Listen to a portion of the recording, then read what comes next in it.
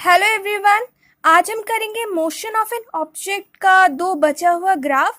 ये ग्राफ हम already last class में कंप्लीट कर चुके हैं और ये motion in a straight line part 3 है। और पार्ट 1 पार्ट 2 भी बहुत ज़्यादा इंपॉर्टेंट है। उसमें भी मैंने एनसीईआरटी वर्ड टू वर्ड बहुत अच्छे से समझाने की कोशिश की है, वो भी इम्पॉर्टेंट है। और वो दोनों का लिंक मैंने डिस्क्रिप्शन में ऑलरेडी दे दिया है, आप जाकर उसे चेक कर सकते हैं। So let's start our class. If an object moving along the straight line covers equal distances in equal intervals of time, it is said to be in uniform motion along a straight line.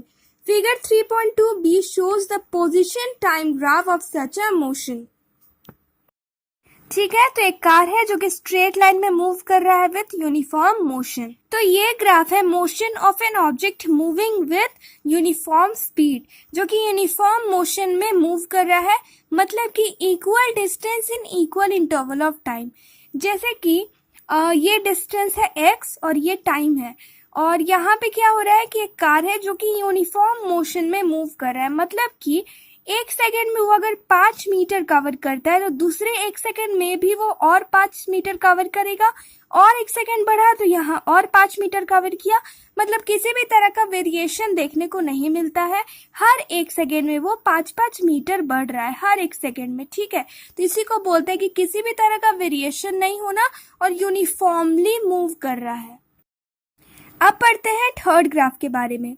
Now let us consider the motion of a car that starts from rest at time t is equal to 0 second from the origin O and picks up speed till t is equal to 10 second and thereafter moves with uniform speed till t is equal to 18 second. Then the brakes are applied and the car stops at t is equal to 20 second and x is equal to 296 meter. The position time graph for this case is shown in figure 3.3. We shall refer to this graph in our discussion in the following section. एक car t is equal to 0 second और x is equal to 0 metre से start किया चलना और धीरे धीरे speed बढ़ाया t is equal to 10 second तक। फिर t is equal to 10 second से लेके t is equal to 18 second तक वो यूनिफॉर्म स्पीड से मूव किया, मतलब कि इक्वल डिस्टेंस कवर किया इक्वल टाइम पे। और फिर वो ब्रेक लगाया और t is equal to 20 second and x is equal to 296 metre पे वो आके रुक गया, और फिर टाइम के साथ साथ डिस्टेंस कवर नहीं किया और कार जो था वो रेस्ट पे आ गया t is equal to 20 second पे। अब हम पढ़ेंगे position vector and displacement vector के बारे में, और ये टॉपिक एनसीईआरटी में तो नहीं दिया है, लेकिन ये बहुत ज़्यादा इम्पॉर्टेंट है और इससे क्वेश्चंस आते हैं, ज़्यादातर कॉम्पिटिटिव एग्जाम में क्वेश्चंस आते हैं और हम क्वेश्चंस भी करेंगे। पहले हम समझ लेते हैं कि पोजीशन वेक्टर और डिस्प्लेसमेंट वेक्टर है क्या। Position vector, vector starting from the origin to the point where the particle is. तो पोजीशन वेक्टर किसी भी पार्टिकल का पोजीशन बताता है विथ रिस्पेक्ट टू ओरिजिन। जैसे कि पार्टिकल ए का पोजीशन वेक्टर है vector O A, particle C का पोजीशन वेक्टर है वेक्टर ओ सी। ठीक है। Displacement vector, vector joining initial to final position. एक बॉडी है जो कि ए टू बी मूव किया, तो यहाँ पे डिस्प्लेसमेंट वेक्टर क्या होगा, वेक्टर ए बी। तो ये एक क्वेश्चन है, एक बॉडी है जो initial position A to final position B travel कर रहा है, कोऑर्डिनेट्स दिया है, ए का कोऑर्डिनेट्स दिया है, बी का कोऑर्डिनेट्स दिया है, और क्वेश्चन है फाइंड डिस्प्लेसमेंट वेक्टर। एक body initial position A to final position B तक ट्रैवल किया, तो उसका डिस्प्लेसमेंट वेक्टर होगा वेक्टर ए बी, और ए का कोऑर्डिनेट्स दिया है, बी का कोऑर्डिनेट्स दिया है, और डिस्प्लेसमेंट वेक्टर निकालने के लिए हम लोग को पोजीशन वेक्टर भी चाहिए। तो ए का पोजीशन वेक्टर होगा वेक्टर ओ ए और बी का पोजीशन वेक्टर होगा वेक्टर ओ बी। अब ये एक ट्रायंगल फॉर्म किया और हम लोग को displacement vector vector A B निकालना है। तो अगर आप लोग वेक्टर पढ़े होंगे तो आप लोग को पता होगा कि किसी भी ट्रायंगल में हम लोग वेक्टर्स को कैसे ऐड करते हैं। जैसे कि वेक्टर में हम लोग इसको हेड बोलते हैं और इसको टेल बोलते हैं। अगर ट्रायंगल दिया है और हम लोग को वेक्टर्स को ऐड करना है तो हम हमेशा देखेंगे कि हेड टू टेल अटैच जो होता है उन दोनों को हम लोग ऐड करेंगे। ये सेम ऑर्डर में होता है, हेड टू टेल जो अटैच्ड होता है वो सेम ऑर्डर में होता है और उन दोनों को हम लोग ऐड करते हैं, जैसे vector O A plus vector A B. और जो बचता है जो अपोजिट ऑर्डर में रहता है, देखो ये दोनों इस साइड जा रहा है लेकिन ये अपोजिट डायरेक्शन में मूव कर रहा है, तो इसलिए ये जो बच जाता है वो रिजल्टेंट हो जाता है। तो हम हमेशा हेड टू टेल वाले दोनों वेक्टर्स को ऐड करेंगे और तीसरा वाला जो कि अपोजिट ऑर्डर का होता है तो उसको हम लोग रिजल्टेंट मानेंगे। तो vector O A plus vector A B is equal to vector O B. तो vector O A plus vector A B, this one is equal to vector O B.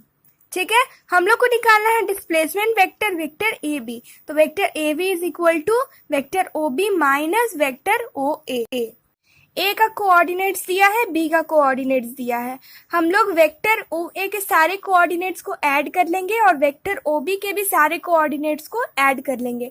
जैसे कि वेक्टर ओ ए का coordinates x1 i cap plus y1 j cap plus z1 k cap और vector O B के coordinates x2 i cap plus y2 j cap plus z2 k cap. अब हम लोग formula wise निकाल लेंगे। Vector A B is equal to vector O B minus vector O A. तो इन दोनों को हम लोग माइनस कर लेंगे, देखो माइनस किए और उसके बाद हम लोग कॉमन निकाल लेंगे। जैसे x2 i कैप, यहाँ पे भी x1 i कैप, यहाँ पे भी y2 j कैप, यहाँ पे भी y1 j cap and so on. तो देखो x2 minus x1 whole i cap, y2 minus y1 whole j cap, z2 minus z1 whole k cap और फिर ये चेंज इन x आया i cap, change in y और change in z। तो ये हमारा आ गया डिस्प्लेसमेंट वेक्टर। अब हम डिस्प्लेसमेंट वेक्टर का एक सिंपल सा क्वेश्चन सॉल्व करते हैं। A car moves from O to D along the path OABCD. Find displacement OABCD. So देखते हैं सॉल्यूशन। वेक्टर्स में ये भी ध्यान रखना बहुत ज्यादा जरूरी है कि ऑब्जेक्ट किस डायरेक्शन में मूव कर रहा है। अगर सीधा फॉरवर्ड डायरेक्शन में मूव कर रहा है तो प्लस आई कैप, अगर ऊपर मूव कर रहा है तो प्लस जे कैप, अगर नीचे जा रहा है तो माइनस जे कैप और अगर बैकवर्ड डायरेक्शन में पीछे जा रहा है तो माइनस आई कैप। जैसे कि ऑब्जेक्ट O टू A गया तो प्लस आई कैप, फिर A टू B नीचे गया तो माइनस 4 जे कैप, फिर ये पीछे तरफ गया तो माइनस 4 आई कैप, फिर ऊपर गया तो प्लस 1 जे कैप। डिस्प्लेसमेंट निकालेंगे O A plus A B plus B C plus C D. तो O A plus 8 I cap minus 4 J cap minus 4 I cap and plus J cap. फिर हम लोग D vector हम लोग solve करेंगे। फिर 8 I cap minus 4 I cap 4 I cap minus 4 J cap plus 1 J cap minus 3 J cap. उसके बाद हम लोग मॉड लेंगे मैग्नीट्यूड निकालने के लिए और इधर रूट स्क्वायर करेंगे। फिर हम लोग का आंसर आ जाएगा D, that is displacement is equal to 5 kilometres. अब हम पढ़ेंगे average velocity and average speed के बारे में। तो first will deal with average velocity and then with average speed.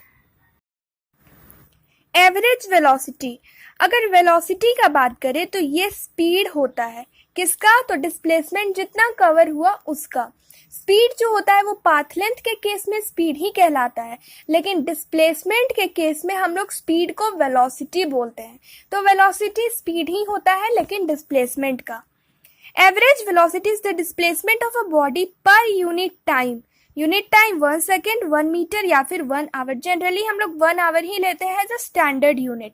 अब ये बोल रहा है कि 1 घंटे में कोई बॉडी कितना डिस्प्लेसमेंट कवर किया, उसको हम लोग एवरेज वेलोसिटी बोलते हैं। जैसे कि एग्जाम्पल लेते हैं कि 1 घंटे में कोई बॉडी बहुत ज्यादा डिस्प्लेसमेंट कवर किया 1 घंटे में, ठीक है, तो उसका जो वेलोसिटी है वो बहुत ज्यादा है, तब तो वो सिर्फ 1 घंटे में बहुत ज्यादा डिस्प्लेसमेंट कवर किया। और अगर 1 घंटे में कोई बॉडी बहुत कम डिस्प्लेसमेंट कवर किया, मतलब कि उसका जो वेलोसिटी है वो बहुत स्लो है और इसलिए तो वो 1 घंटे में बहुत कम डिस्प्लेसमेंट कवर किया, तो इसलिए एवरेज वेलोसिटी जो होता है वो बोलते हैं displacement of a body per unit time. और उसका एक फॉर्मूला होता है change in position that is displacement by time interval. अगर टाइम का हम लोग बात करें तो कितना टाइम लगा कोई भी बॉडी को इनिशियल टू फाइनल पोजीशन पहुंचने में, ठीक है, वो हम लोग एग्जाम्पल जब करेंगे तो क्लियर हो जाएगा। तो final position minus initial position by final time minus initial time. Average velocity denoted by v और ऊपर में बार, ये बार रिप्रेजेंट करता है कोई भी एवरेज क्वांटिटी को और इसलिए एवरेज वेलोसिटी डिनोट होता है v और ऊपर में बार दिया जाता है। एवरेज वेलोसिटी एक वेक्टर क्वांटिटी है क्योंकि एवरेज वेलोसिटी डिस्प्लेसमेंट से रिलेटेड है, डिस्प्लेसमेंट एक वेक्टर क्वांटिटी है, इसलिए average velocity will also be a vector quantity that is magnitude के साथ साथ डायरेक्शन भी बताता है। अब हम पढ़ते हैं NCERT. When an object is in motion, its position changes with time. But how fast is the position changing with time and in what direction? To describe this, we define the quantity average velocity. कोई भी object जब motion में होता है तो उसका position जो होता है वो टाइम के साथ बदलता है, लेकिन कितना फास्ट उसका पोजीशन टाइम के साथ बदल रहा है और किस किस डायरेक्शन में बदल रहा है, इसका पता हम लोग को एवरेज वेलोसिटी से चलता है। ठीक है, average velocity is defined as the change in position और displacement divided by the time intervals in which the displacement occurs.